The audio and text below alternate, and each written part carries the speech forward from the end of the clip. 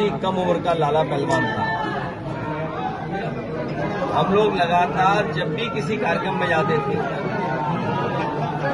ये हमेशा सेवा के भाव से हमारे साथ रहते थे। आज जब हमारे बीच नहीं है तो इस दुख की घड़ी में मैं परिवार के लोगों से मिलने आया हूँ। और इसके साथ साथ हमें कानपुर आने का कई बार मौका मिला है और मिलता रहा। जब मैं आ रहा था तो मैंने मेट्रो के पिलर और मेट्रो की लाइन देखी।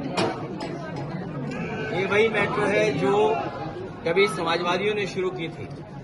और जब वापस लौट करके सड़क पे जाएंगे हम लोग, 12 की तरफ जब चलेंगे तो पनकी हमें दिखाई देगी, ऊंची चिमनियां, वो भी समाजवादियों की देन है। अगर इसी सड़क से आगे निकल जाए हम लोग भोगनीपुर या और उस तरफ जहां पर घाटमपुर, वहां भी कुछ न कुछ समाजवादियों का काम दिखाई देगा। कहीं अमूल का कारखाना, कहीं निवेली लिग्नाइट का बड़ा कारखाना जो बिजली का लग रहा है। ये वो है जो हम बोल रहे हैं। कई कारखाने समाजवादियों की इंडस्ट्रियल पॉलिसी के तहत उन कारखानों का या एक्सपेंशन हुआ या उन्होंने शुरुआत की या उस समय की इंडस्ट्रियल पॉलिसी से सहयोग लेकर के आगे बढ़े। भविष्य में कानपुर को अपनी पहचान दिलाने के लिए ट्रेड ट्रायंगल, जो मैंने पहले भी कहा था, कन्नौज, इटावा, कानपुर, उस दिशा में आगे काम करेंगे। लाल इमली यहां की पहचान रही है। लाल इमली को, मिल को या अन्य मिलों को कोई चला सकता है तो वो लाल टोपी वाले ही चला सकते हैं। भविष्य में लाल टोपी वाले ही लाल इमली को चलवाएंगे और कानपुर के विकास को गति देने का काम करेंगे।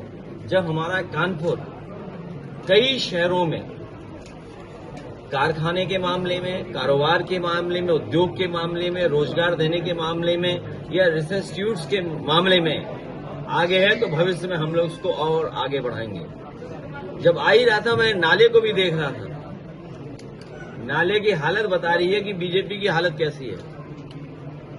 जर्जर, गंदा पानी बह रहा है उसमें। और देखिए नेचर कैसा है। पीछे से 2 नदियां आती हैं, एक बाईं तरफ चली जाती है, एक दाईं तरफ चली जाती है, और दोनों में गंदगी फैलाई है भारतीय जनता पार्टी ने। चाहे वो पांडु हो या दूसरी नदी, एक यमुना में मिलती है, एक गंगा में मिलती है। पीछे से लगातार बराबर आती हैं और दोनों यमुना और गंगा भी बराबर चल रही हैं, लेकिन प्रयागराज में एक हो जा रही हैं। नदियों को साफ करने का जो संकल्प लिया था बीजेपी ने, वो नदियां का हाल क्या है? अभी तक तो हम लोग कालीन भाई, कोडीन भाई, कानपुर आते आते किडनी भाई भी मिल गए। कालीन भाई, कोडीन भाई और किडनी भाई। कोई कल्पना कर सकता है कि स्वास्थ्य में इतने बड़े घोटाले होते हों?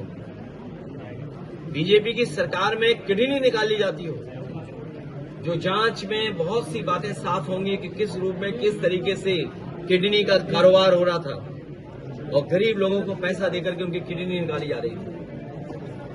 अब तो ओटीटी हो सकता है स्क्रैप माफिया पे बन जाए, गांजा पे बने, गंज गांजा, और लगता है कि अब कहीं कालीन भाई, कोडीन भाई, किडनी भाई पे कहीं ओटीटी का कोई नई सीरीज ना आ जाए।